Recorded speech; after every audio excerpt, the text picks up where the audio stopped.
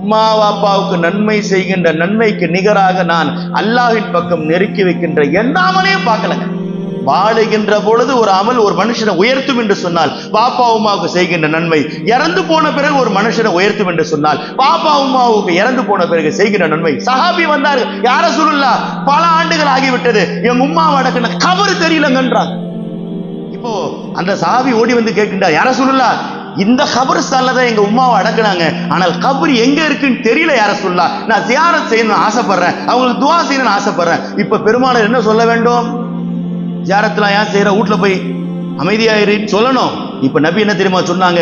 ஒரு குச்சியை எடு, ஒரு கோடு கிளி, இந்த கோடு தான் என்னுடைய தாயின் கபர் என்று நினைத்தாங்க என்று துஆ செய்தார்கள் பெருமானார் ஸல்லல்லாஹு அலைஹி வஸல்லம். கபராக நினைக்கப்பட்டதற்கே இவ்வளவு நன்மை என்று சொன்னால், இதுதான் கபர் என்று தெரிந்துவிட்ட பிறகு அங்கே பூ போடுவதற்கும் அங்கே நின்று துஆ செய்வதற்கும் என்ன இருக்கிறது? அதனால